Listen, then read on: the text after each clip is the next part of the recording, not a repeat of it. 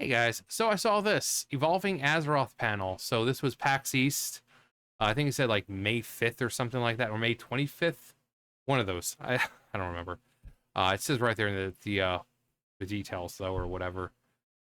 But yeah, Evolving Azeroth, creating a living world, past, present, and future. I saw Zepla watching this. I think it's this one. Obviously they're going to talk more about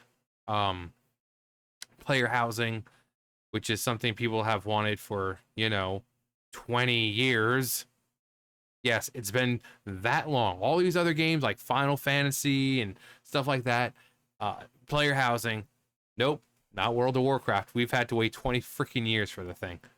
But it's coming in the next expansion, Midnight. People are happy about it. People say from what they've seen, apparently it's not really I don't think it's hands-on yet, but from what they've shown so far, people are like, yeah, it's really, really cool. I mean, it's pretty cool as long as it is like very customizable. But yeah, let's see what this is all about. Yeah.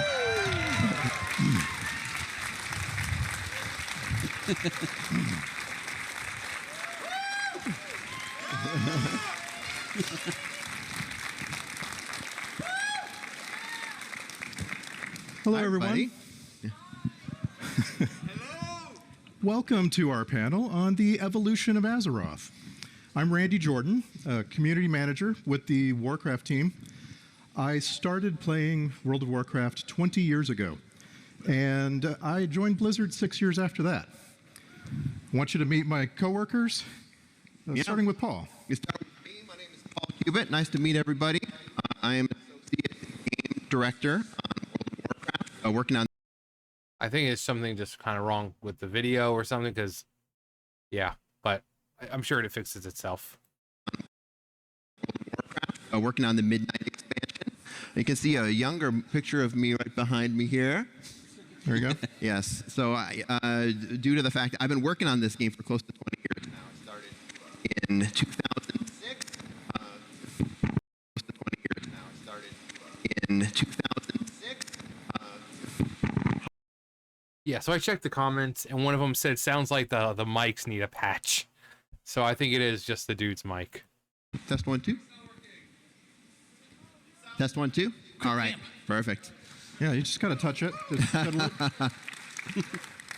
Yeah, been working on the game since roughly when we were working on Encourage. I started in game testing as a QA tester and worked my way into quest design.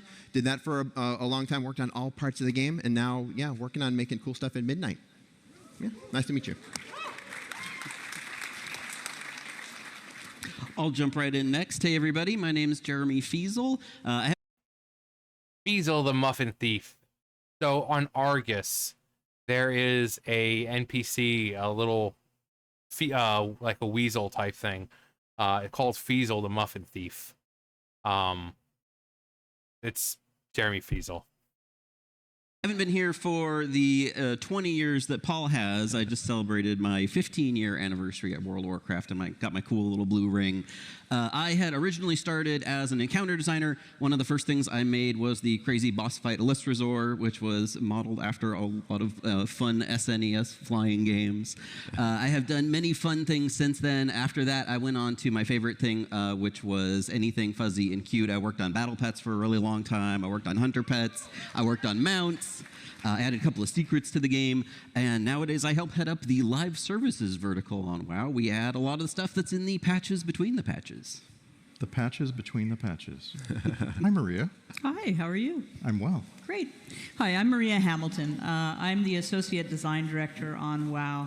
I actually played early on in the beta, so I've played the whole time. I love the game. I've only been with the team for a little over 5 years. I just got my sword, in fact. So they do arm us at 5 years, which is nice. We get mugs earlier on for the, well, anyway. I started off on the quest team, and I made a variety of different quests. But one of my favorite things I made was Dead Blanchy, the mount. I had a lot of fun thinking through how that would how that would play out and work and make sense. And I'm responsible for sort of the world, what we do in the world, the quests, the narrative, and sort of how everything plays out in our expansions. That leaves me. Yeah. My name is Jesse Kurlanchik. I'm not an associate. I am not a director. I am one of the principal designers on WoW, and I lead up housing. I have. I've only been on the WoW team for 3 years, but I played WoW longer than anybody up here, since the technical friends and family alpha. I used to be very, very hardcore. Now I'm very dad, and so. All right. Why not both? I mean, there are plenty of people who have been playing that long and who are parents now, but are getting their kids into World of Warcraft. So, why not both? But that's a long freaking time. Like, Friends and Family Alpha. That was a long time ago. Think about how long, like 20 years is when the game released. Alpha was before that. So, that's insane. That is insane.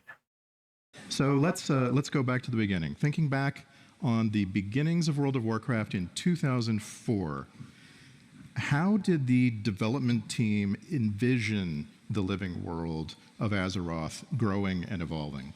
Yeah, I could take this. So we've been thinking about Azeroth as a living world for since the beginning, and that a living world can kind of mean a lot of different things. I think first it means the world is changing, and that can be from like a minute to minute, hour to hour basis when you're looking at things that were in the very first version of the game, like rare mobs or treasure chests, variation in the space that it wasn't always predictable. Day to day, the mere existence of a day-night cycle sort of makes the world feel a little bit more alive when you log in Elwyn at nighttime, and it's darker than when you were in earlier that day. It feels alive. And then of course the game can vary from week to week, month to month, year to year. Now, the one thing I wish they had better in the game was seasons. Like rain, just not just seasons, but, weather. You're going to places where you expect it to be rain and it doesn't rain. Like some of the newer zones, you might get some rain. Like Zandalar, it might start raining. But back in the day in like vanilla, you'd go to some zone, it just starts pouring. And it kind of adds this whole, if you're role playing, if you're on one of those role-playing servers and it's just a downpour, then you're looking around for some kind of shelter to wait it out, and it really adds to it. Going to snowy zones, the fact that we don't see any snow falling, it's just white. You want to see a blizzard in a Blizzard game. I mean, come on. But adding more weather effects, adding seasons, because while yes, it's Azeroth, they clearly have times of year and seasons. They celebrate certain for summer festival and stuff like that, and they have Hallows Eve. So being able to see weather that coincides with Orgrimmar, it's in Durotar, which is very barren, but maybe that time of year, Father Christmas can come around and, get things snowing.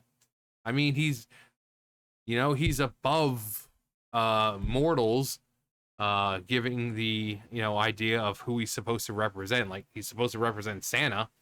So he surely could come with some kind of elemental power to make it snow where it shouldn't.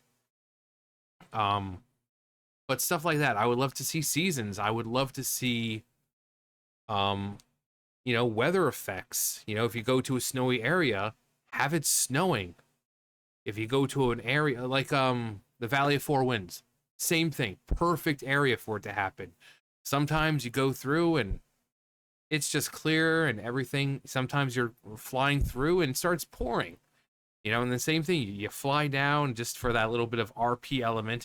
You fly down to Half Hill and you just kind of run into one of the buildings and just like, I'm gonna wait this out, and you just sit there looking at it rain. But when it comes to stuff like this, that's kind of like what I want. Just make it feel more like a world. As we go through the seasons and we have things like world events and holidays. We had a team at the very beginning called the World Events team, which is just a group of 3 intrepid designers who were entirely in charge of building things like holidays. They built all the first Winter Veil and Hallow's End and things like that, moving on to Brewfest later on in Burning Crusade and so on. But also just populating the cities and the spaces and making it feel like the world was alive. So that's sort of like the first way that the world is a living world. Second is how it's sort of evolving and the story progresses over time. In that first, before we got to BC, I think we had 13 patches. It got to like 1.13. There was all sorts of things, just like the story advancing over time with the addition of things like new dungeons, new adventuring areas, new quest lines, raids, all getting added in over time, sort of figuring out how we were going to progress the story. And of course, that continued into later expansions as the story moved further and further. And last is just having players in the world and the gameplay changing. The mere existence of y'all, if you play World of Warcraft, makes the world, sort of vibrant and variant from, play session to play session and day to day. I think even more again, you all have changed in the past 20 years. We used to be on Ventrilo and TeamSpeak. Now we're on Discord. We used to be on the forums. Now we're on Discord. Twitch wasn't a thing. YouTube. You used to be able to call Blizzard and talk to, team over there in case you needed help with anything. And when you call and they put you on hold, they would play the Shelazar Basin music. And, you were able to contact the, well, I think you can still, the, like the GMs and all that in game in case you need help. And sometimes, you say, oh, tell me a GM joke. And they would tell you just some stupid joke. But nowadays, it's like serious business. I've talked to a few GMs, like being in the Hall of Stone or something, somehow clipping through the freaking world. And then I couldn't back in, so I had to log on to another character and send it, I had to report ticket, and I'm like, oh yeah, I'll be on this character. And they messaged me and like, yeah, how can we help? I'm like, yeah, I fell through the world. We got feared by the mobs there, and I don't know, I ran against the wall and I clipped through it and I fell through, and they're like, oh, that's not supposed to happen. Where exactly did it happen? I told them where it happened, and they're like, well, we'll make sure that gets patched up right away. But yeah, you used to be able to call Blizzard and like a sex hotline. No, but you call them, you could talk to the GMs, but now it's like, oh, you have a problem? Go to the forums or Discord, or it just takes away the fun, YouTube was barely a thing, and so the way people play WoW has changed pretty drastically over the past 20 years as well. You have all sorts of things that come along that are instigated by the players. So, for example, I like to think back on the Terran Mill versus South Shore battles that would take place over and over for months in some cases. And I always wonder, where was the development team's head at with that? Was that a surprise? Was it something that really gave the team a different look at how the game was going? I like to say that this was intentional, and it very well might have been early on that someone decided that the positioning of Terran Mill and South Shore, these two Horde and then Alliance places, were perfectly positioned for world PvP to occur. But I got to imagine this was mostly emergent, that players were sort of discovering that this was a fun place to fight in general, and they found other places in Stranglethorn Vale and elsewhere where you could just sort of have fun interactions with one another, and that sort of emergent gameplay are things that we play off of in later designs when we build versions of Terran Mill and South Shore to in Cataclysm and beyond to even further encourage things like that and to build future PvP. PvP is a space where we do a lot of ideation based on the way that we see people interacting and players interacting in the real world. Or not the real world, but the outdoor world. It feels like the real world sometimes. My memory of the Encourage event Yeah. for me and my guild was one of being on a boat in Menethil Harbor for the entire event. And I recognize now that gave the design team something to chew on and something to improve against. So were you on a boat because you were trying to get there, or because you were trying to stay as far away from the ruckus as possible? I actually wanted to be there. I wasn't very lucky. Yeah. So the Encourage event was sort of the culmination of us, again, building and trying to build a living world, a space where it felt like, the players were working together, acting together. Yeah, the opening of the gates of Encourage, this was a huge event. You had servers competing with other servers, and basically you're gathering supplies and going to Encourage, and you have these mobs popping up, and you got to, and of course, because there were so many people playing, the servers just couldn't handle all of it. You got the whatchamacallit, the Scepter, the Shifting Sands, stuff like that. You were able to ring the gong outside of Encourage and kind of start everything, and it just, because you had this barrier and like things up at the gate of it. And this was basically the opening of the gates. It was just this huge event, and more people turned up for it than they actually thought, and they found that servers weren't capable of handling all of it. They thought it was like, oh, there's going to be a fun little event, and people are going to show up, and no, I mean, they got everyone, like every server, every person on that server was showing up for these things. This was back when, even though it was World of Warcraft back in the day, and it was still just like 1 million or 2 people.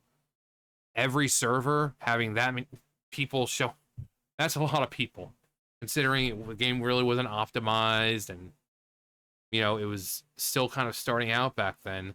To have that many people in one area, not to mention the mobs were gigantic, which means more space being taken up.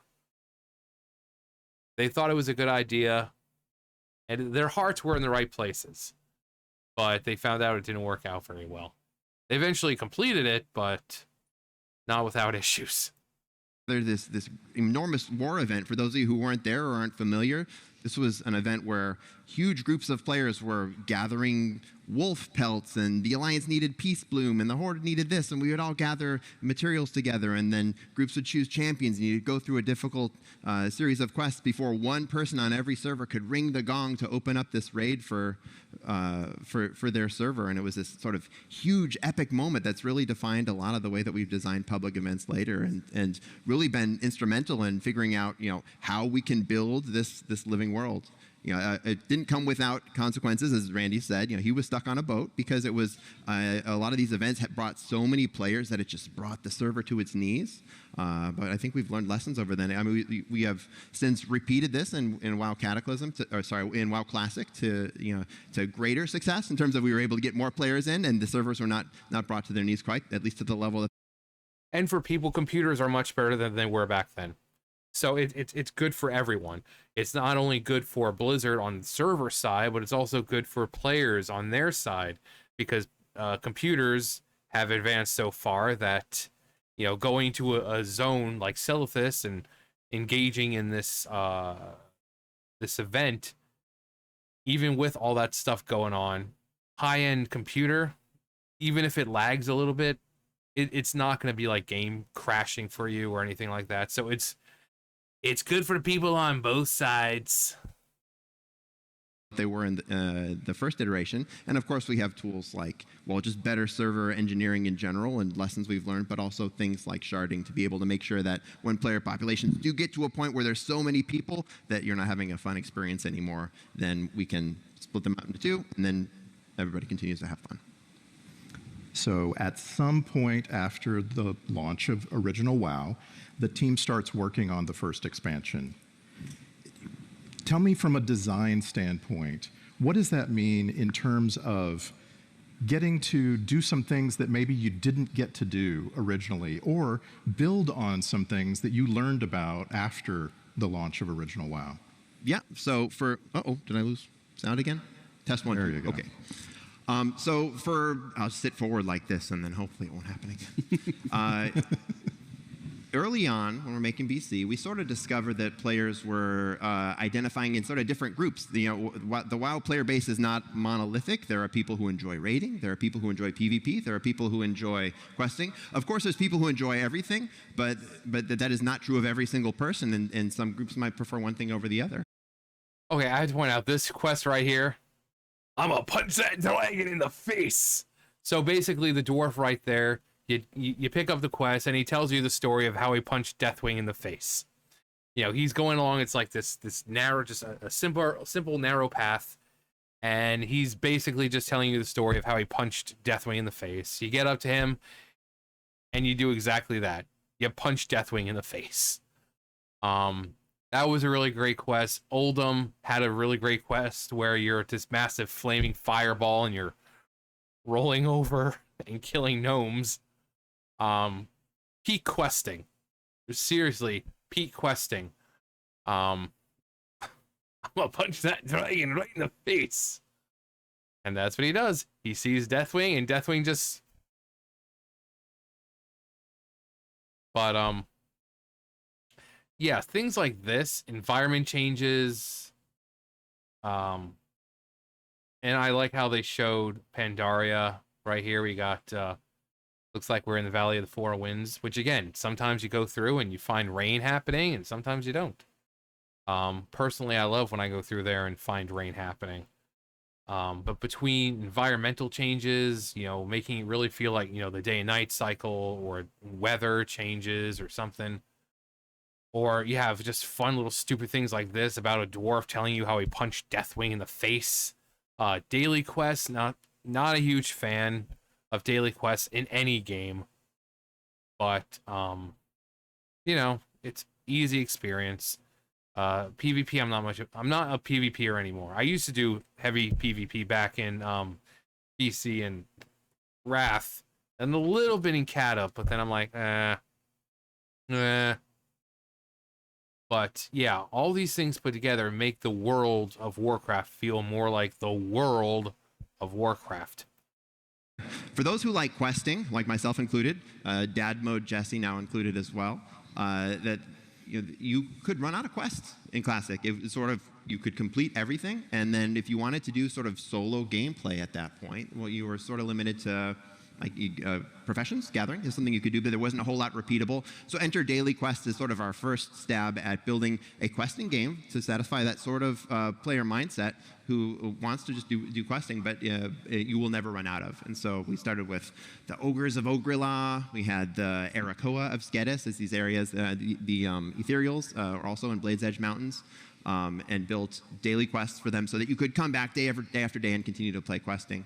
This was also done in a way that we wanted to make sure that the world felt alive. It wasn't static, that at least we would rotate through different quests on a daily basis so you wouldn't know quite what to expect. As you climbed the ranks, you know, not only would you have new quests available to you from those ogres of Ogrila, but also they might refer to you a little bit more reverentially as you became revered and exalted and so on. We also started learning lessons at this point on what it meant to build repeatable content like this. One of my favorite stories, I was working at, you heard me mention, I worked in QA at the time, dealing with bugs. And we started to deal with new types of bugs that had to do with people running the same quest multiple times in a row. In Blades Edge Mountains, some of you oldies like us might remember there was a quest where it was a bombing run quest, but it was sort of different than ones you do now, where you had to bomb a couple Legion cannons and things like that, and piles of munitions in the areas of Blades Edge Mountains, and the cannons would fire back at you. The bug we found was that those areas would get really laggy on Sunday and Monday, and the first week we weren't sure exactly why. And then it happened again the next Sunday and Monday, and the reason why is because anytime one of those things shot a bullet at you, it would summon a little invisible creature. We call it a bunny up in the sky, and they weren't despawning.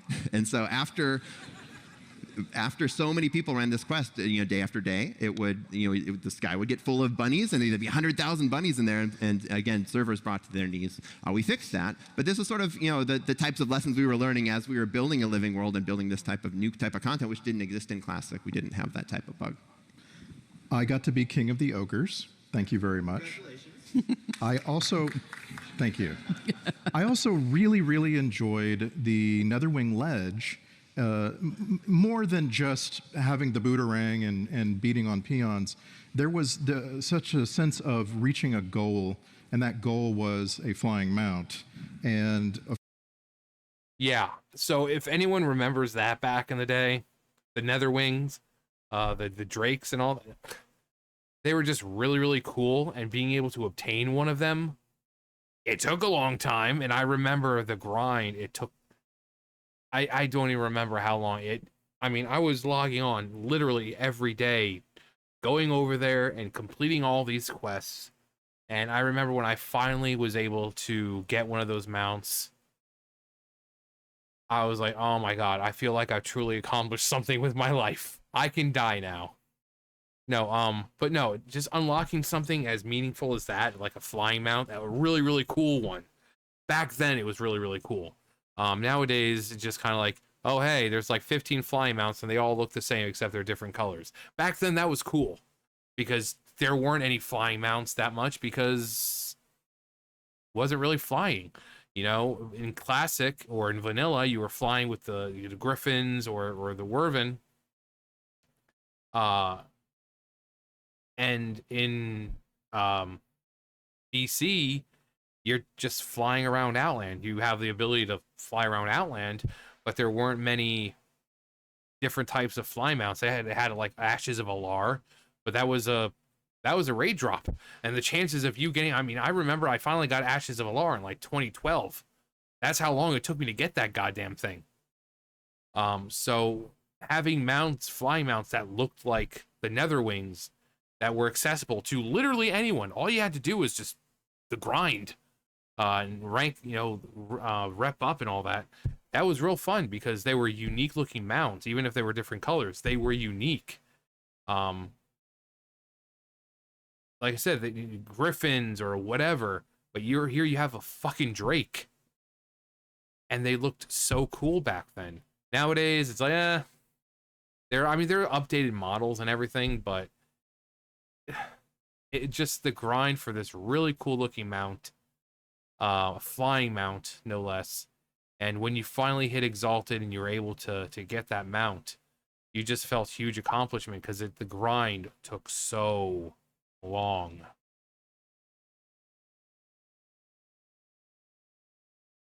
of course, flying was the big step at this point in WoW. The big step forward for gameplay was being able to get on your mount and fly. Did you fly, Jesse? Absolutely. I was the first person on my server to fly. You were the first Because flyer. again, hardcore as a child.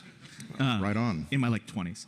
No, I think flying, as a player back then, was groundbreaking. There was not the norm that you could fly in an RPG, that you could fly over places that you had previously only seen from the ground.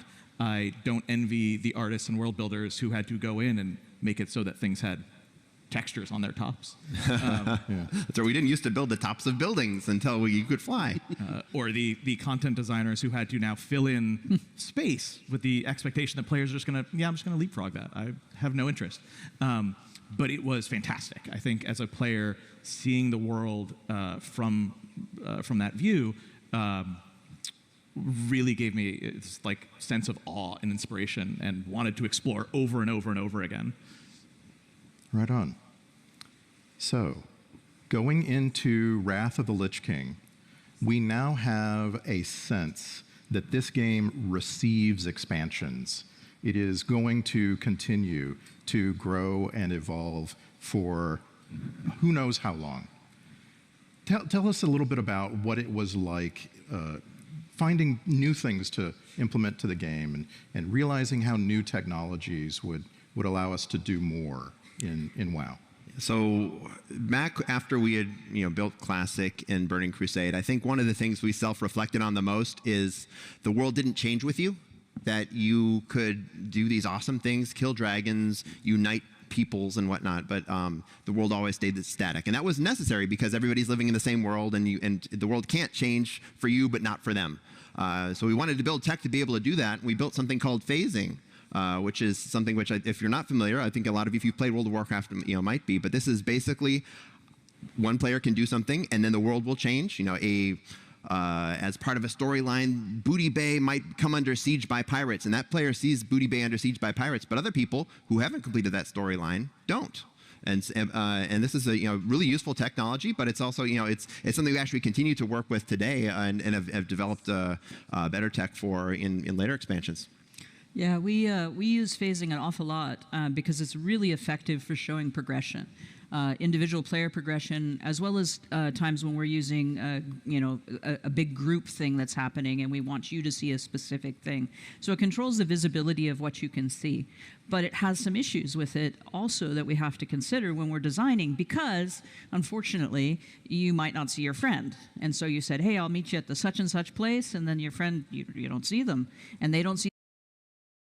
Yeah, one of the places you can think of that is like Vale of Eternal Blossoms, where you have the Vale of Eternal Blossoms as it starts out in Mists of Pandaria, right? Beautiful. And then the whole thing with Garrosh happens, and then it becomes, this whole big portion of it becomes just corrupted by the Shah, Shah energy, just... But then later on, at some point, you're able to, nowadays, you're kind of able to go back and kind of restore it to what it was. But that's only if you've done the quest. Nowadays it's really simple for them to do, but back then phasing, it's like, again, it's like she said, it's like, oh yeah, I'll meet you over there, right? And then your friend's like, I'm right here, and you're like, I don't see you. You're like, I'm literally right in front of you. It's like, I don't see you. And all because you're in two separate, because one person completed the quest that changed the world around them, and the other didn't. So that's probably, that's a big thing for people, especially if they want to quest in certain zones, especially some zones, when it's one way, you have specific quests, and then when it's changed back, or changed to something different, there's different quests, and it's like, well, we can't quest together. We're in we're in the same zone, but two different phases of it, so can't do questing. But yeah, the one thing I think about is the Vale of Eternal Blossoms. How you can kind of have with Chromie or whoever, kind of able to warp time. It's like, oh, I want to see this version of the game. Or this version of the zone. I want to see this version of the zone. But then there's also quests where you can kind of, change things back. Like I said, I think if I remember doing the Vale of Eternal Blossom one where it starts beautiful, then it looks like shit, then it's beautiful again. The same thing you see. So when you say, oh, I'm standing over by the big ogre, they say, what big ogre? So one of the downsides of phasing is that it separates people. It makes it such that, it may look like someplace is empty when it's actually full of other people, but they're in another phase. So now we're very careful when we phase, when we choose to phase. And also, we have implemented Party Sync. If you're not familiar with it or you haven't tried it, you want to help your friend who's maybe behind you in the story, you Party Sync up, and now you'll see the same things that they're seeing. So very, very useful tool, but also can be detrimental to that feeling of being in a world if you're too separated from other people. Yeah, I'll say we phased a lot of that when it came out in Lich King, because it was a new tool and we were figuring it out, and then as we sort of progressed, realized that phasing is a story sledgehammer. It is super powerful for telling story, having the world change around you, but that doesn't come without consequences. And this has been sort of a repeated pattern, I think, as you see designers on the team excited about new technology, and they implement it in the first, sometimes a scrappy way, and then we'll iterate it over time. Gave us the water slide in Grizzly Hills. That's right. Yeah. What could be better? So the biggest phasing that I can think of that came along was actually done by Deathwing himself. Yes, indeed. Yes. A major change to the landscape. Tell us about that. Yeah, so I think this is continuing this line of thought. If we want to see the world changing, the big idea for Cataclysm was, what if we changed everything? What if when Deathwing came out of the earth, it changed so much that entire quest lines changed, entire zones changed. The tops of the mountains in Badlands are sheared off, and the Barrens is split into two with a big river of lava in the middle, and and so on. And along with that, the quest lines changed. If you go to a lot of the those cataclysm affected zones, you'll see the story is Deathwing just came out of the earth. We learned a lot of lessons in doing that. One, it was a lot of work to do to rebuild all those zones, and a lot of them were done really quickly. Again, I mentioned scrappily before. We did built those zones really quickly, but also some players weren't as happy about the changes. The changes we'd made to zones were done with good intentions of looking at classic quest lines and saying these don't really match our philosophies anymore. Kind of like going to Desolus and seeing this big old fucking foresty area in the middle of it. It's called Desolus because it's desolate. Now you go there and there's this big old fucking tree in the middle. I mean, I do like some of the changes, and they kind of work some of those changes into the quests. Like you go to the Barrens, right? It's no longer just the Barrens, it's north and south. But you go to a part of the Barrens and you see parts of the Emerald Dream popping up. And there's the quests that deal with that. Like, oh no, look at this, the dream, the Emerald Dream and Azeroth are,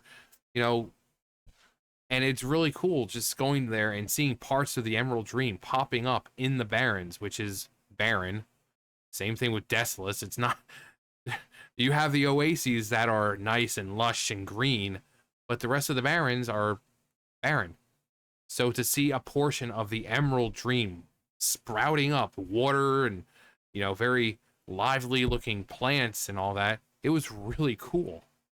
But some of the choices just didn't make any sense.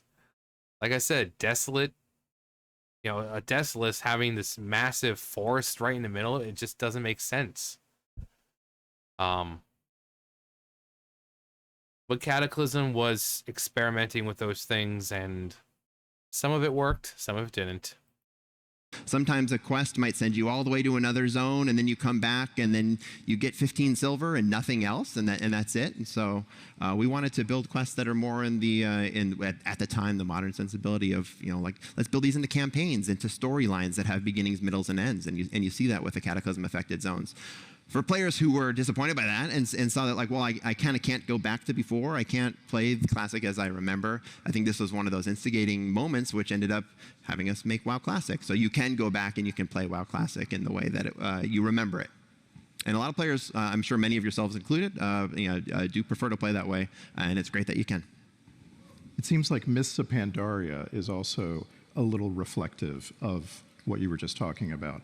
There's a condensation of everything. When you talk to players about their memories of Mists of Pandaria, it's very cozy, it's very tight-knit, and that feels to me like that was the intention of the... Yeah, Mists of Pandaria, despite what people think, great story, great leveling, the zones were beautiful. And yeah, despite the fact that people are like, oh, we're playing as fucking pandas now, it was a great expansion. It really, really was. People just didn't like having to run Siege of Orgrimmar for so long. Which, I mean, it gave people for the pauldrons of Manaroth, or whatever the hell they are, the Mantle of Manaroth, or whatever, from Garrosh. But, that was a great expansion. The campaign, Isle of Thunder, amazing. The Vault of the Thunder King, able to go through there and just get like a shitload of money. Fighting the Thunder King himself, great boss. Then you had Timeless Isle, which was so simple. It was so simple, and yet it worked. And some of the tech that they used on Timeless Isle, they're still using. With the events and the treasures and stuff like that, they're still using that and implementing that. Because before, when you would quest, you really wouldn't find treasures or anything like that. Mists of Pandaria really kind of did, insert treasures and stuff like that into the world, but they started with the Timeless Isle, like this small area where, anything goes. Really, anything goes. We have stuff like Mechagon. We have like what is it, Siren Isles now or whatever it's called, but multiple expansions, kind of all going back to that Timeless Isle style of gameplay, where there's rares and treasures and other goodies to find, mounts and PvP, and just so much stuff happening on one small island. Also, for people who don't know, there right now, before it wasn't known because the expansion hadn't come out yet, but if you go to Timeless Isle, there's a connection between Gorgrond and Timeless Isle. So if you want to get to Gorgrond real fast, there's right off the shore where all the frogs are, there's a cave, and you know, it can take you over to Gorgrond. Somehow. I don't think they ever explained why, but just kind of fun. Of the design team. What do you think? I totally agree. Yeah, I would say that Mists is sort of where things started to coalesce a little bit. That they started to like, we started playing with the tools that we had been working with the daily quests and weeklies and phasing and learning those lessons, taking the big experiments and building them a little bit more in a considered way. That living world of Mists of Pandaria really felt like it was there. That the daily quests that you were doing weren't always going to the same place, but you could be going to the Celestial Temple in the north one day and the south the other day, or you could be helping out the Shadow Pen with something based on your actual, playing your class and fighting. But another time you might be helping the Anglers or the Tillers of Half Hill and like doing something which is a little bit more domestic. Maybe that's sort of the early stages of what ended up becoming housing, or at least those that style of playing WoW. I could very much see a connection from that to what we're looking at doing in Midnight. The farm is one of the greatest things that's ever been in WoW. That's what I'm saying. The farm was simply awesome. Yeah.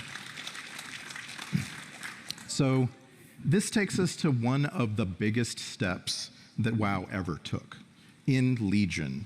The updates to world content and endgame content. With these things, new life was breathed into this world. What was the development approach going into Legion? So, like Paul was mentioning, I think by the time we got to Mists of Pandaria, it was feeling like we had a really well-polished version of a lot of the core elements of World of Warcraft. You had cool rare spawns popping up, you had fun dungeons and raids, you had the introduction of challenge mode to help continue to challenge that audience, so the team is still experimenting and doing fun stuff in that space. You have the cozy farm, like you mentioned. We have also gone back to, as we developed future expansions, the original design documents for the reputations of Mists of Pandaria. Because it had one of the coolest breakdowns originally prior to any work being done of how the reputation, what their vibe would be, what they would be all about. So you'd have this cool, what was now kind of an ancient Microsoft Word document with weird formatting that was like the Tillers, and they're all about these particular professions, and this is what their whole vibe is, and here's where they live. And when we went back in future expansions like Dragonflight, that was one of the things we looked back on, was that document when we were designing Renown. So if you consider MOP kind of the end of Era 1, where a lot of that core WoW stuff is feeling pretty good and pretty polished, the next step for us was look across the whole world and see what other new potential areas do we have to explore. What other experiments can we do? One of those areas was, like you mentioned, was world quests. We wanted to get out of that space of everything is on specific timers and has specific rewards, and it's always the same, because that was starting to feel like, hey, it's always feeling daily, it's always feeling weekly, it's starting to feel a little bit like a chore. What if, instead, the world itself started to populate a lot of the content? And not only that, but then the reputation and the rewards would be slightly different on a weekly basis. And let's get out of the space of things happening every day and instead have things happen. Yeah, so when they introduced World Quest, it was really great because, like you can see right there, the Kirin Tor of Dalaran, you had the different factions, or you can for them, you go to different areas, and it's like, okay, doing the Kirin Tor quests or whatever, and you can work for rewards for them. The daily quests also between world bosses, or pet battles or PvP stuff. So it gave you a large amount of stuff to do. Some of them were as simple as just go kill 10 of these things, or go collect 5 of those. But then again, you might see a world quest that, like I said, it might be a world boss, where you're going to need a big group but of course you're going to get rewarded a lot more, whether it be a piece of gear or stuff for your art, your weapon, like artifact experience for your weapon, and and you can see obviously different, quality. You have your blues, but then you had, like I said, the world quests with the world boss, which would be purple. It would not only give you like a significant amount of gold, like 250 gold or something just for doing it, but then I think it also gave you a piece of gear, but also killing the boss itself gave you a chance at gear. So you win twice, brother. But being able to go around to every zone and have these quests, and once you completed these, it's not like it's like, oh, you can't do the world quests anymore. No, you could do them all. It's like Pokemon. You can catch them all. So if you went into a zone and you're like, ooh, that quest has a piece of gear I could use. Well, there you go. There you go. Simple as that. There was that when we go to Argus, there were world quests on Argus. So this whole world quest thing is now followed through with since Legion, and it's a great way to get people out in the world. Good rewards for fairly easy quests to do. Some of them are a little challenging if it's like one of those go into a fucking cave, on the map. It just has these markers, and it doesn't say, oh, it's in a cave. No, it's, you get there and you're like, okay, where the fuck am I going? Where am I going? And then you realize that there's a cave, and then you go by and the thing pops up. You're like, oh, this is where I'm supposed to be. But other than that, like the Broken Shore, same thing. There's a lot of those quests where it's like it's in a cave or some kind of in one of the buildings, and you don't know that. You just get to the spot and it's like, okay, I'm here. I'm here. Where's the quest? Where is it?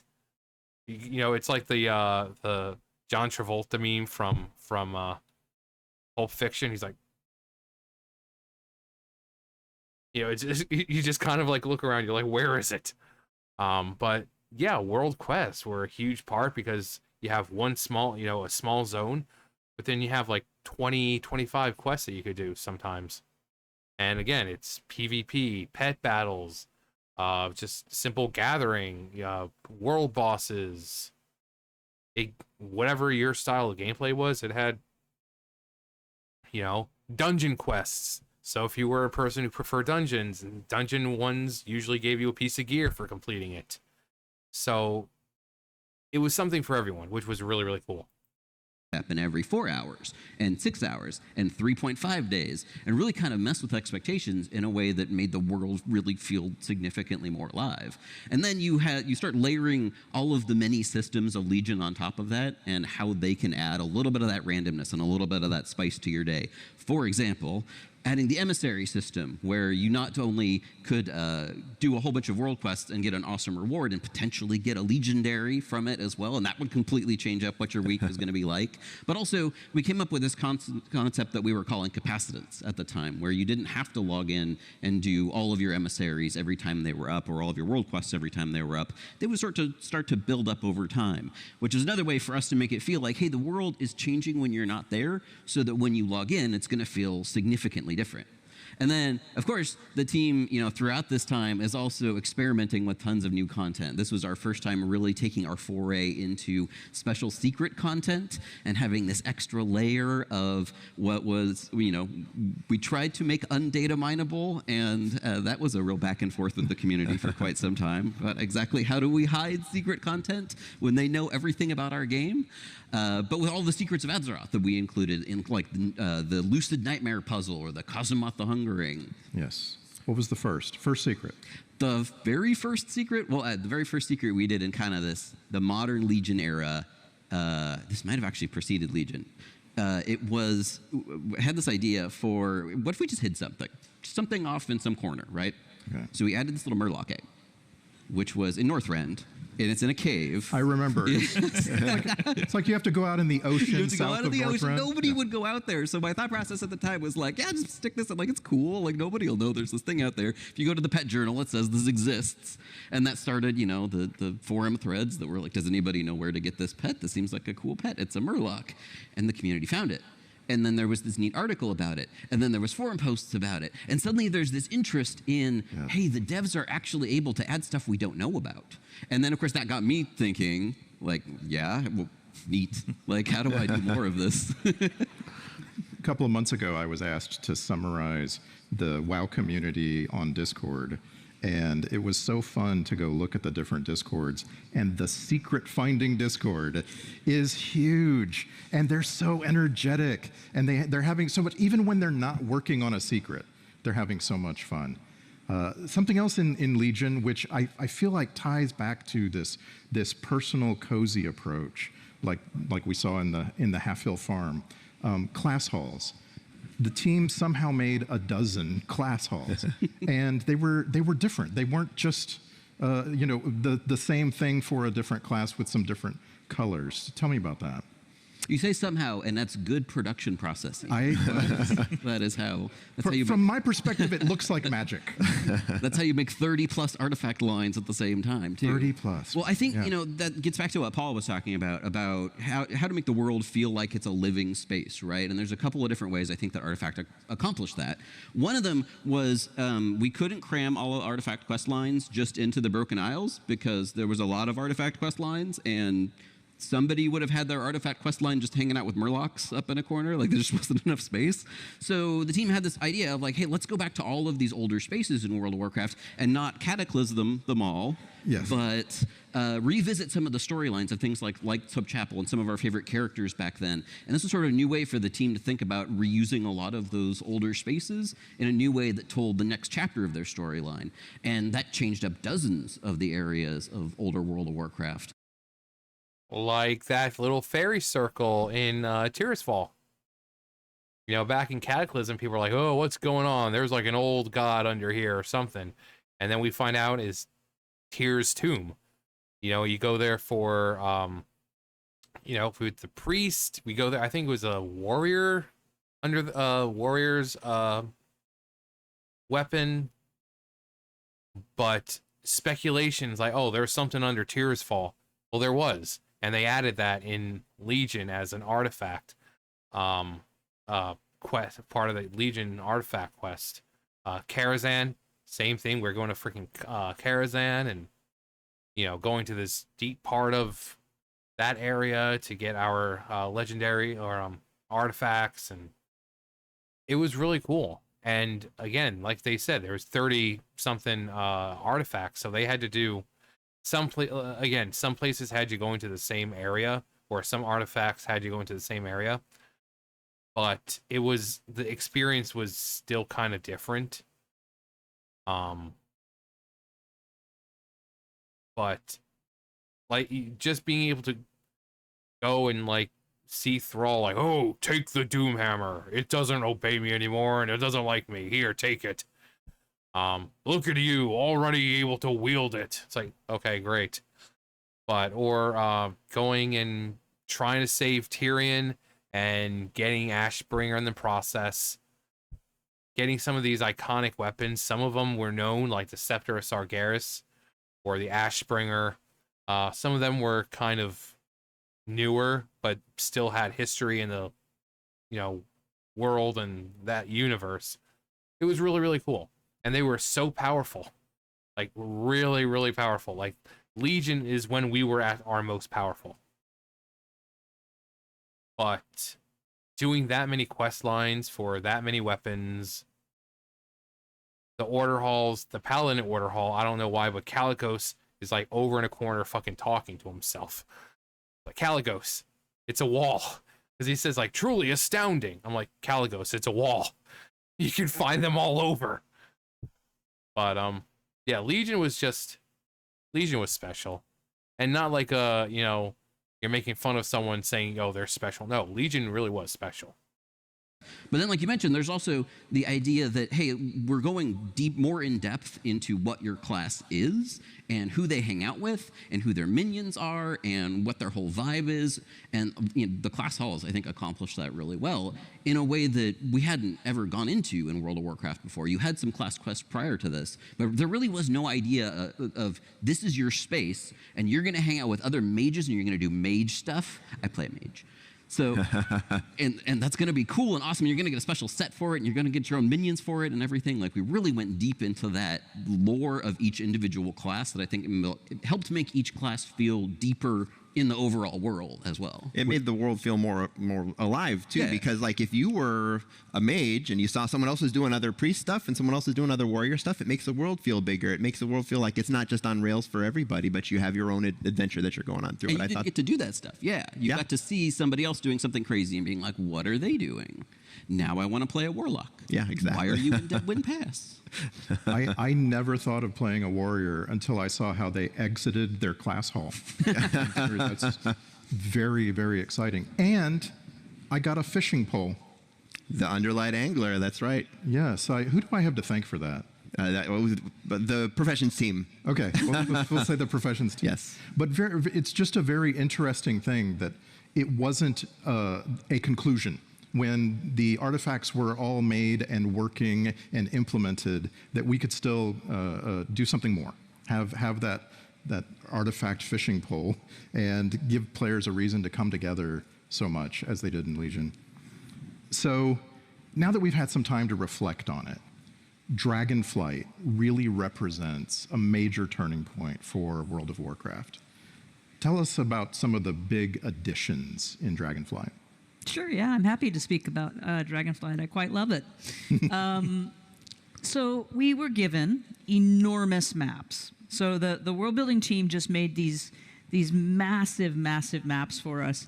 And it fit really well with our themes, which was primarily about discovery and exploration. We're returning to the homeland of the dragons. We need to look everywhere and find all the things. And this led us to this decision to build a lot of smaller activities that you could find in nooks and crannies. We hid things everywhere. So those could be things like you fly to the super high peak and plant a banner for the Dragon Scale expedition. Or you see some loose dirt, and so you use a shovel and dig there, and oh, you got something cool. So small things like that, but bigger things too. For example, you could go hunting with the centaur of the Onaran Plains and sort of see what their culture was and learn more about how they valued their hunting dogs and their hunting hawks, right? But the one that most people talk about most of the time, of course, is making soup with the Tuskar.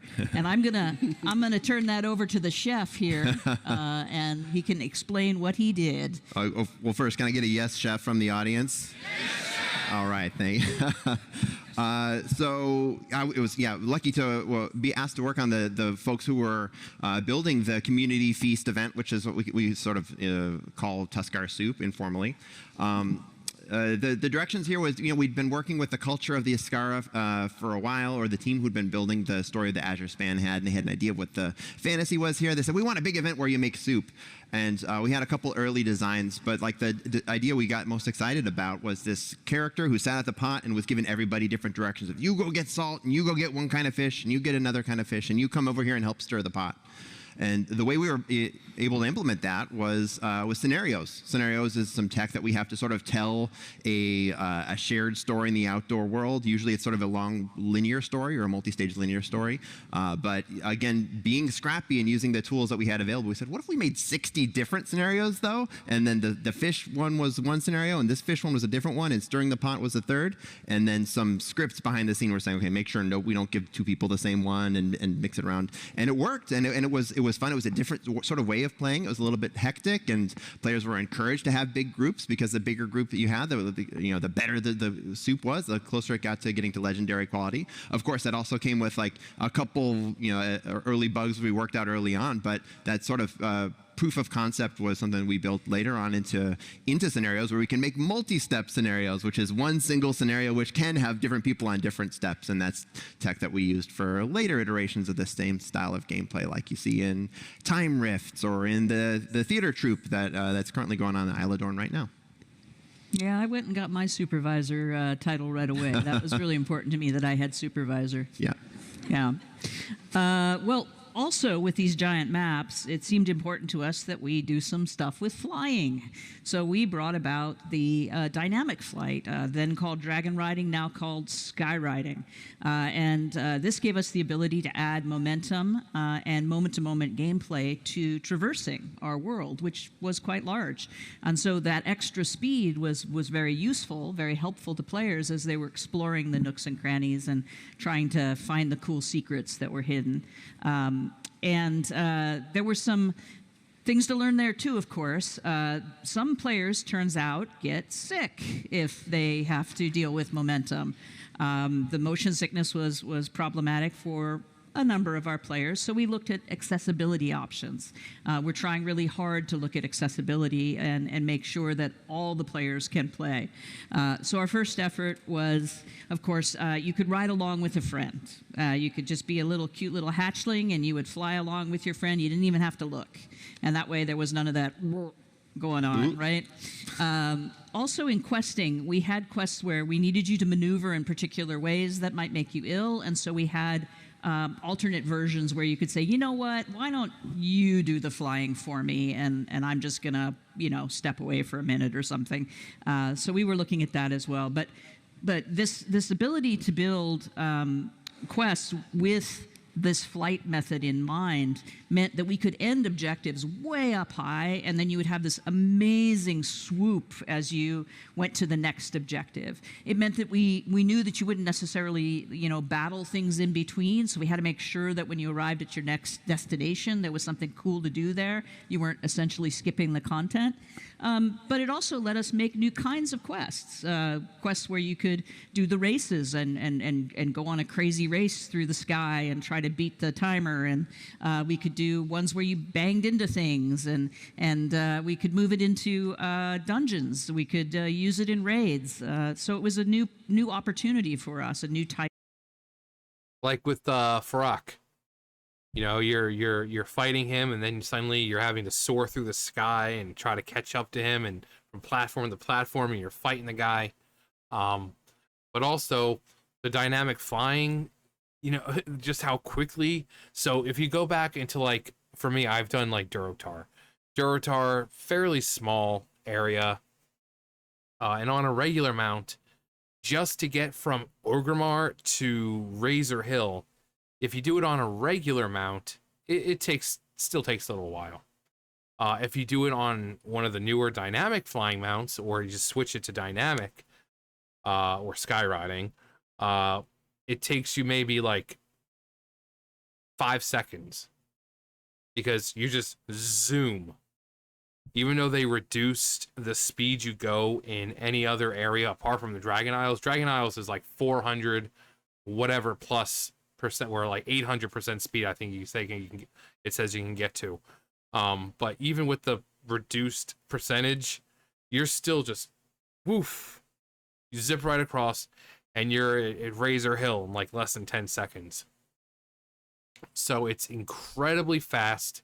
It does make some of the other older world zones feel smaller, but if you're one of those people like me, or anyone else who's played the game for so freaking long and you just get tired of running back and forth, or with slower mounts, right away you can, I think it's as early as level 10 now, you can just fly around. Being able to go from different areas in the zone. You can still choose the flight path, but now you have the option of just zoof, soaring right up to the sky and picking up momentum and just gliding, and it's really, really fun. The races are really fun. The fly through, it's really cool.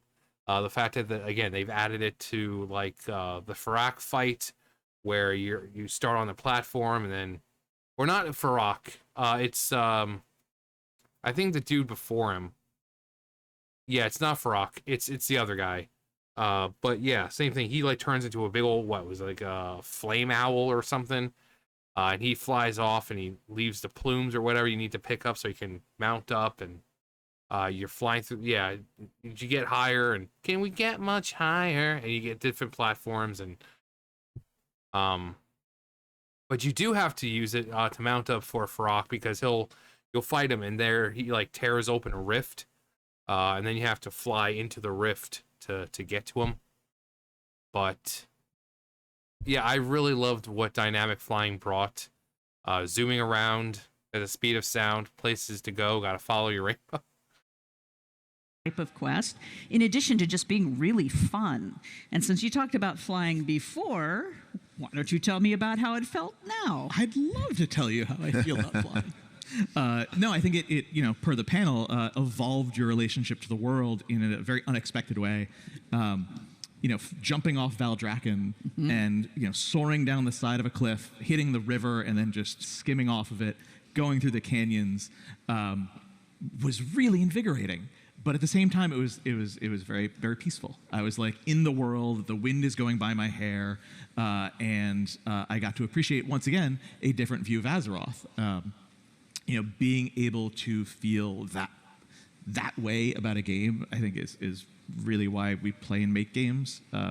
Emotional as I talk about it. No, I think it was a fantastic addition. I want to throw in.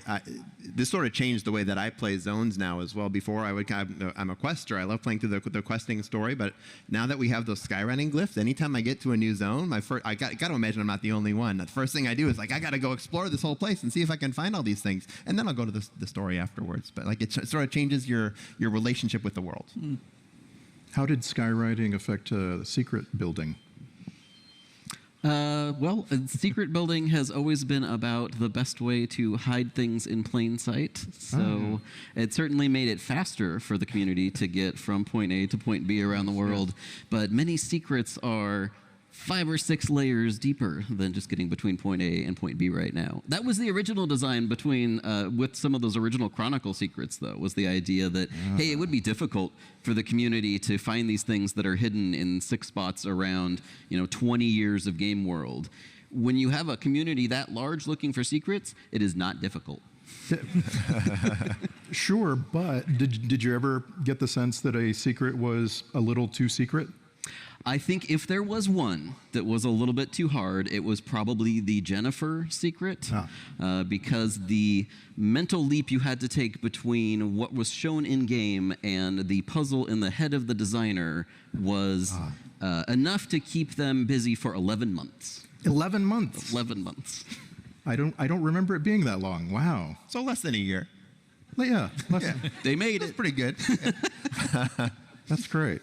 So I want to talk a little bit about roadmaps, because as both a player and part of a communications team, roadmaps really help me. They speak to me. From a design perspective, what do roadmaps allow us to do? This is the time frame when we're starting to be able to really predict for the players what's coming over the next year. Yeah, I can actually hear the emotion in your voice as a community manager liking roadmaps. Yes, I do. Well, of course, we committed to a cadence, and we committed to specific things happening in those at that cadence, And, by presenting this, we gave hints and tips, allowed for a lot of speculation. But what we promised was that we would deliver in a steady way, right? It was a predictable release, steady way, on PTR, when expected. And I'm very proud that we've held to that. We've hit it every time. So super proud of us for that. For the story, it's been wonderful. I too am a fan, because it allows us to plot out and figure out what's going to happen. So for something like the World Soul Saga, where we have a lot of story to tell over a lengthy period of time, we can build out. We actually have a Miro, which is a tool we use to basically map out everything and move things around. And it's like, who's going to die next? And this is great, right? I'm going to have a good time with this. No, we don't do the dying. Well, we do the dying a little, but Yeah, so we can move things around, figure out like what we want to have happen where and why and how that all ties into the story. It gives us great opportunity to pace things and ramp things up. We get to make prologues for things and epilogues for other things. The Kirin Tor epilogue, for example, we were really looking forward to getting in there. So this steady cadence helps us as well because it helps us think through very carefully where we want to place things. And yeah, I like it too. Good. Anything else on that? Yeah, no, yep, we're good. Probably the biggest turning point in the history of WoW was when Chris Metzen at BlizzCon 2023 announced the World Soul Saga. Take me back to the concepting and the iteration that led up to that. Yeah, I think Chris has mentioned it before, but essentially we were working on ideas for the expansion, the expansion that was coming after Dragonflight, and we had, you know, a big story in mind, and his thinking was it's just too big. It's never going to fit in one expansion. Let's really bring back all the people they expect to see. It's the 20th anniversary. We got to knock it out of the park. Let's do a trilogy. And we all went, a trilogy? Huh. All right. Let's see what that looks like. And like I said, we pulled out our sharing tool and started putting stickies all over and went, oh yeah, this could work. This will be good. Yeah, we can bring back all sorts of people. Spoilers-ish. Yes, please. And we can really build this up into something to celebrate. You know, this. Which we already know that someone like Illidan is coming back because the last Titan, Chris is like, we will be at Ulduar when the Titans return to Azeroth. Well, guess who's with the Titans right now? Illidan. He's been partying it up in the seat of the Pantheon with the Titans and being Sargeras's jailer. So the Titans come back. Guess what? We're gonna see our favorite Demon Slayer again. But you know, there's that. So there's some characters. You know, they should bring in Medivh. And Madan, you know, his son that apparently got retconned and apparently he doesn't exist anymore. But Medivh, we see him, he's like, oh, I'm going to explore the cosmos now. Kind of like Azara, who is probably coming back as well very, very, very soon. You have all these characters that they brought back and then they're just now being left to their own devices. But this would be a perfect time to bring them back. But, you know, having to deal with the Titans, if we have to fight them, I mean, I don't think Azara would be as powerful as the Titans. So I hope that they would bring Azara back before the Titans arrive or whatever, because I don't see her being more powerful than them. But, you know, it's Azara. She strives for greatness, and she won't stop until she's more powerful than them. We'll also see Eridikron, you know, who's like, I'll be there when the Titans return, and blah, blah, blah. And so we'll see Eridikron again. But all these characters that we've seen in the past now being able to kind of like be reused. Like I said, Illidan, our favorite. Bringing the final sort of like what happens with all of these people's threads and what's going on, and just really, you know, doing the 20 years justice. So it was initially a little bit like, ooh, that sounds like a lot. But then, yeah, I mean, we're working on all three of them simultaneously. We have teams working on all of them.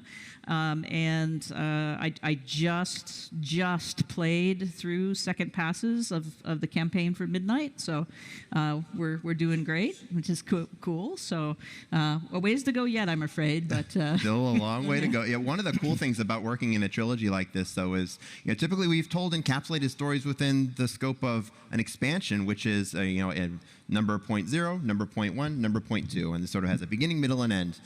This has a lot more. There's a lot more places where you can put story, and it means we get to go to a lot more interesting places. We get to go to unexpected places. The very first diversion off of, you know, the Isle of Dorn and it's Khazalgar, etc., was to go to Undermine, and it's you know, exciting to think about where we're going to go next as the story's kind of dealing around the void.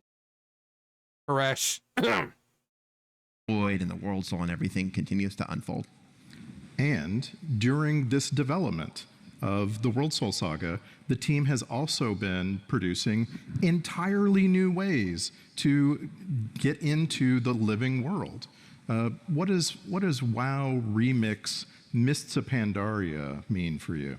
Well, I mean, to the point that Maria was making about how the roadmap and having this consistent content cadence gives us great opportunities for adding a ton of new story content. Hey, it also gives us great opportunities for adding a ton of new interesting experiments, which we did all throughout Dragonflight. Everything from the revamped Secrets of Azeroth to the follower dungeons, those were all little experiments that we were doing.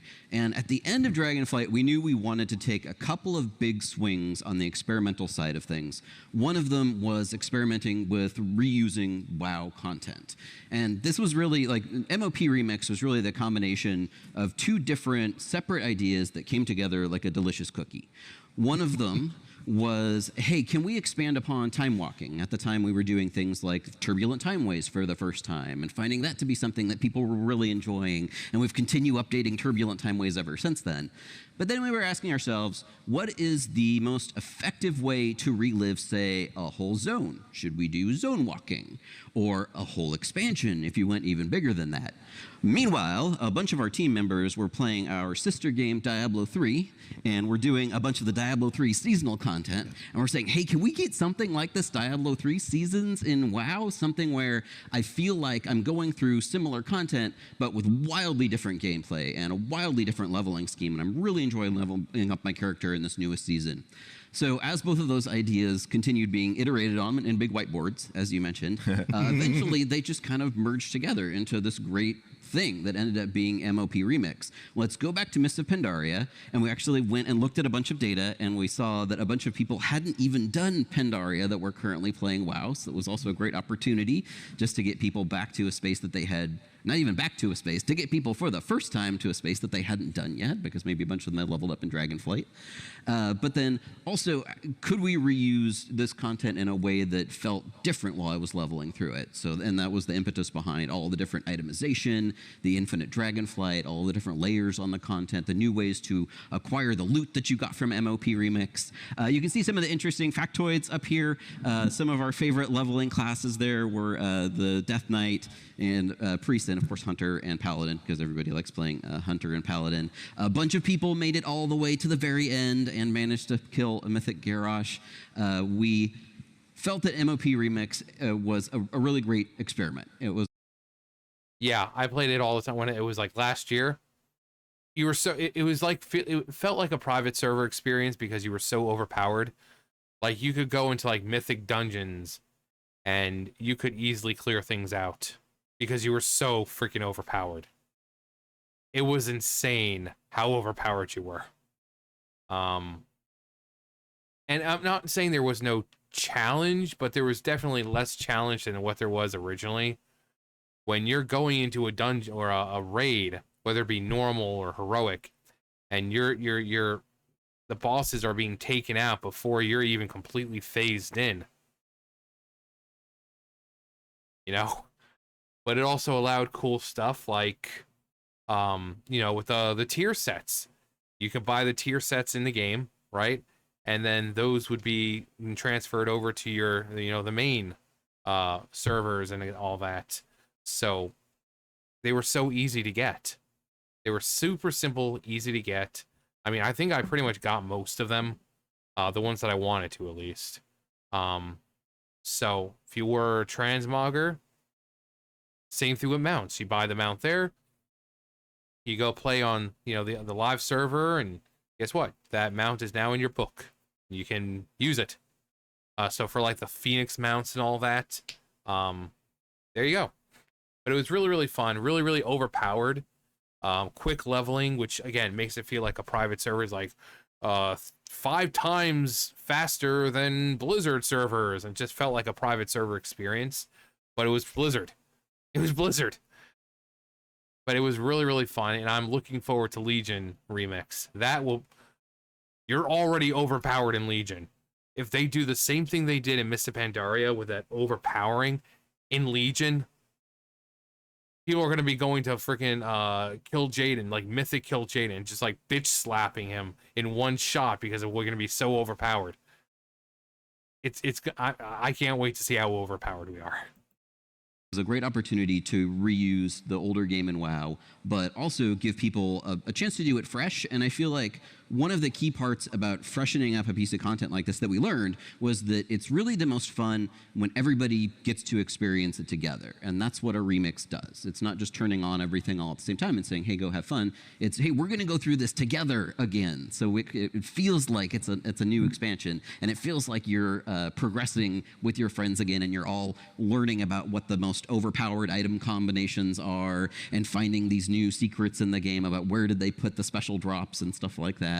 It's a great learning experience for us, but also we got a huge amount of positive feedback from the community that they would love to see another remix at some point in the future.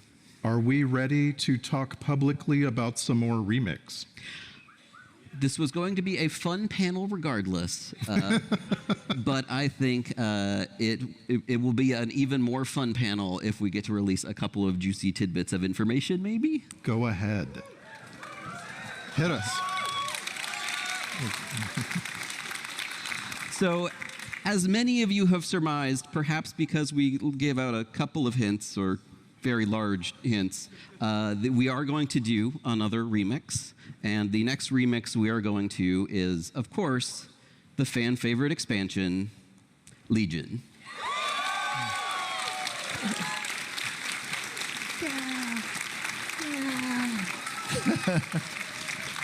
Now, like we mentioned earlier, Legion has a lot of content. It has way more content than Mists of Pandaria, and it has a huge amount of different systems.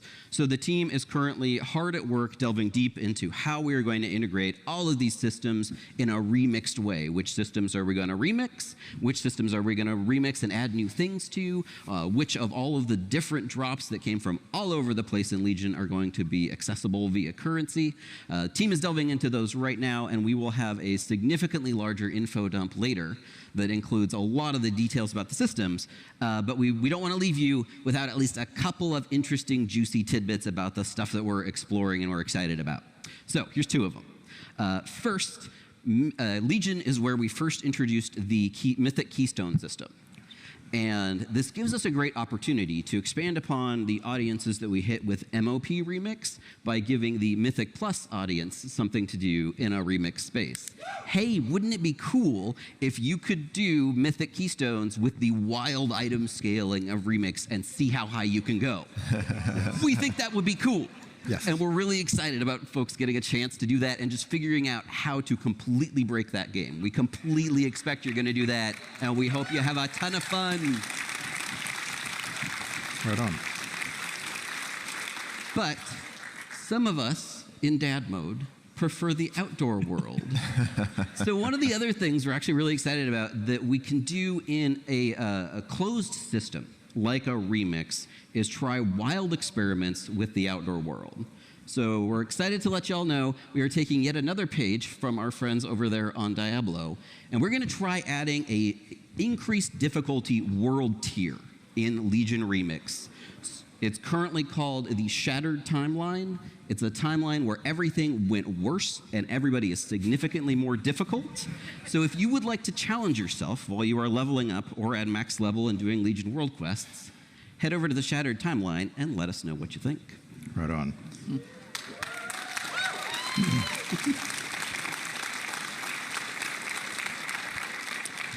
Remix isn't the only experimental game mode that we've seen in recent years.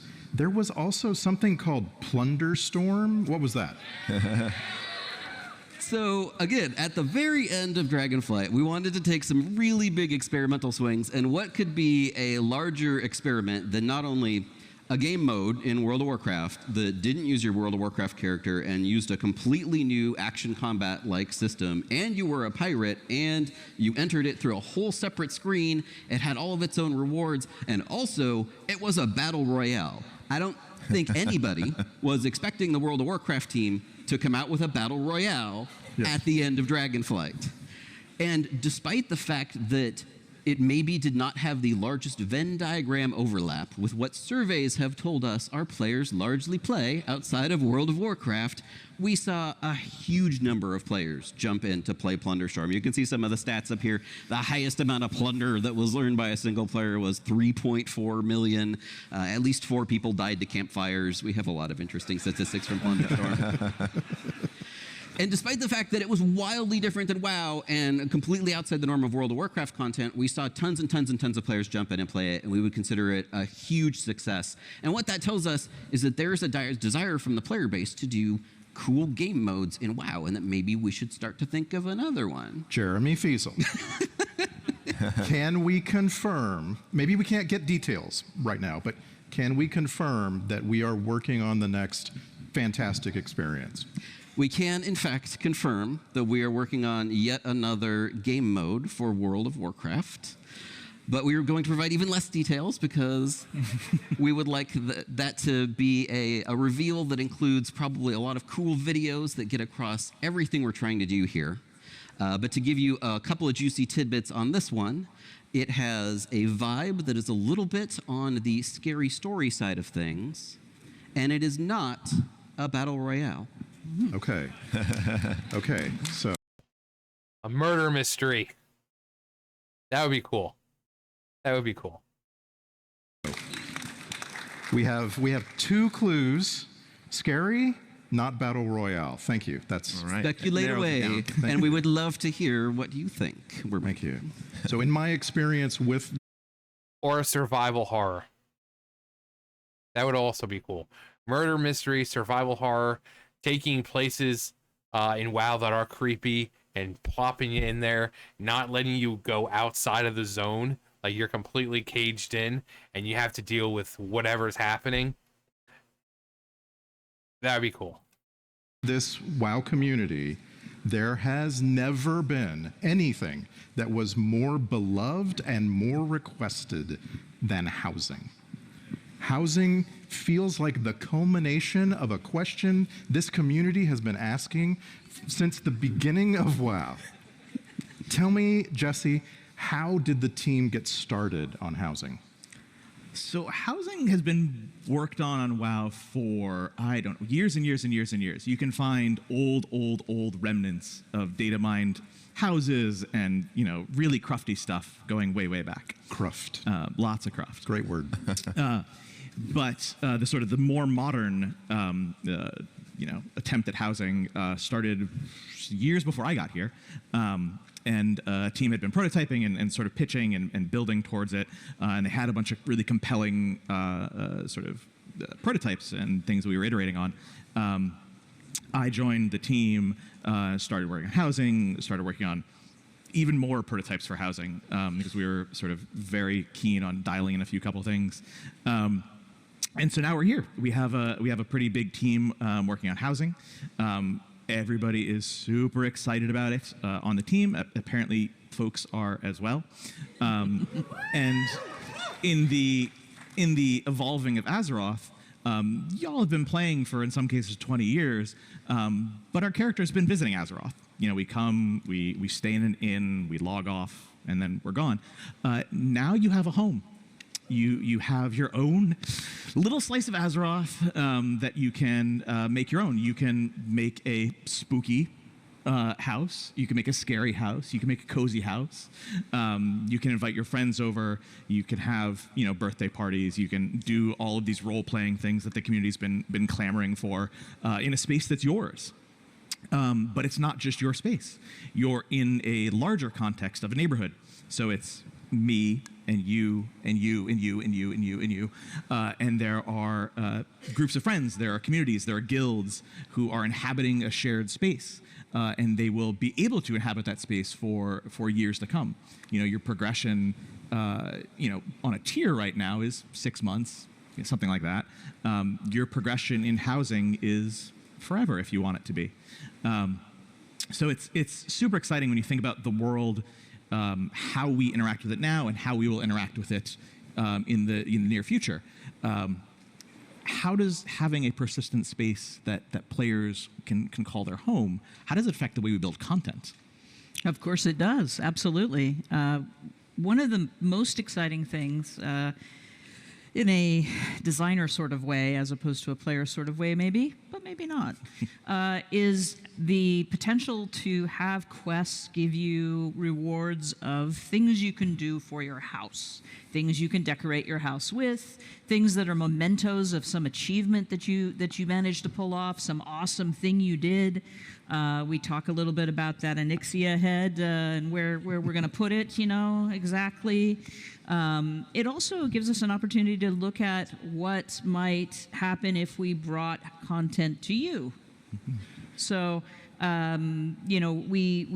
are thinking a lot about opportunities here. Right now, the giddy designers, though, are very excited about decor because they have all sorts of ideas of cool things that could go into your house and be an awesome reward, and get you guys out there exploring the world.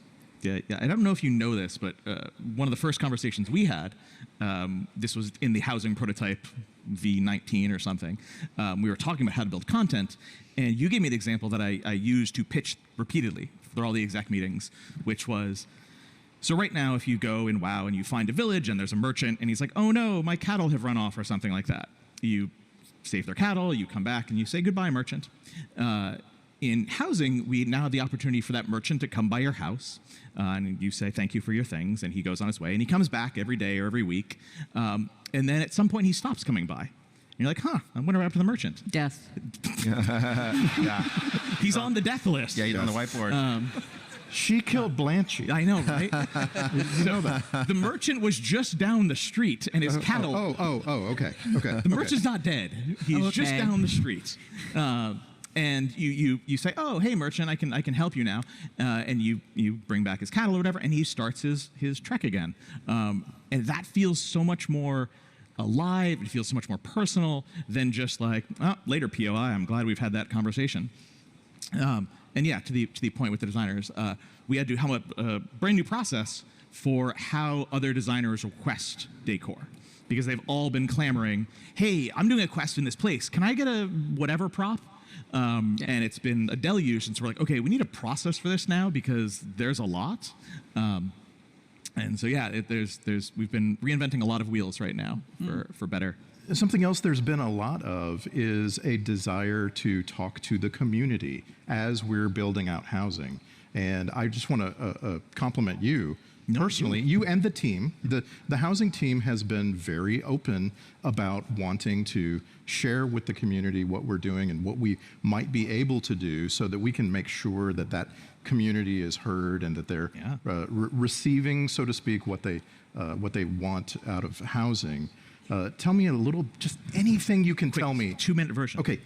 Midnight, The Last Titan, Beyond. Tell me something about what's coming for housing. A lot of things are coming for housing. Sure. The first release that we have is just that. It's the first release for housing. Yes. We are going to be building on housing for the foreseeable future. We have a very, very bulky roadmap full of stuff.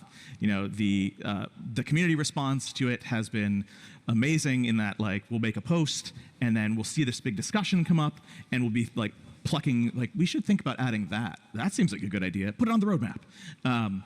The team has, channels devoted to brainstorming and coming up with new stuff. There has been no shortage of amazing ideas that are all just, fighting each other to get on.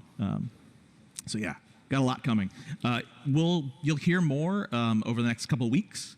I think we'll be talking about some other things that people want to hear about very soon too. Regarding housing, there's a development anecdote I want to share with y'all, which is right now when you go to an innkeeper, you can bind your Hearthstone to there, and then that makes it so that you can return there whenever you want. Right now, if you go to an innkeeper in the game right now, any innkeeper in the world, it will say, make this in my home. And we had to change that in Midnight because that's not true anymore, because you'll have a home. Now it just says, bind my Hearthstone to this inn. Oh, I make it. I think that's kind of special. It's lovely. It is. Yeah. Thank you, Paul. That's nice. And I want to thank all of you, and I want to thank all of you for coming, and everyone watching online. Thank you so much. Really enjoyed your insights. Also, side note, does anyone else think this dude looks like a bigger white Miyazaki? Just make this dude Japanese and he looks exactly like Miyazaki. Just don't know if anyone noticed. I'm just sitting there thinking, this dude looks like fucking Miyazaki. I don't know why, but between the beard and the facial features, he looks like Miyazaki. Thank you. From the entire World of Warcraft development team, we cannot wait to see you in Azeroth and welcome you home. And there we go. There's Gul'dan. I don't know why you two are there when this is more current stuff. Unless Gul'dan and Arthas are somehow coming back. Which I wouldn't. But then again, they also got Thrall there with Doomhammer. He hasn't had Doomhammer since Legion, so I don't know. Maybe it's just cool artwork. Zelatath. Oh, we got Manduin over there. oh, Manduin.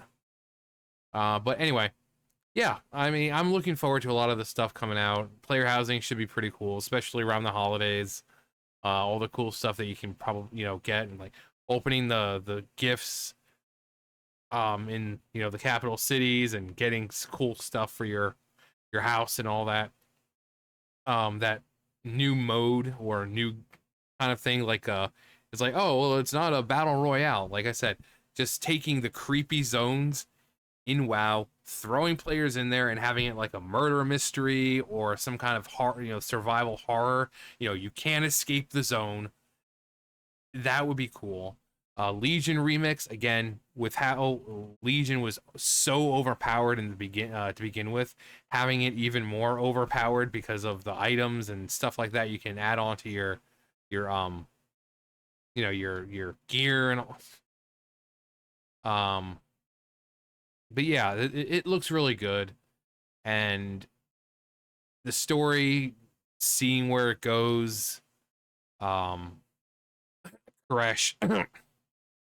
I think we will be going to another broken world like we did with Argus.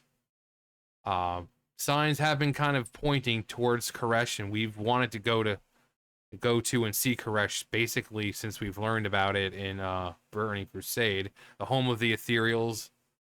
So I think Koresh will kind of be like Argus, except purple and blue and whatever ethereal colors look like.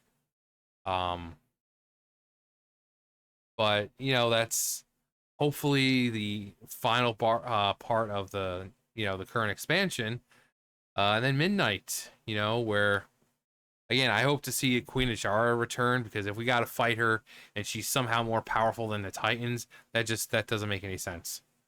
I mean, but anyway, a lot of cool stuff, and yeah.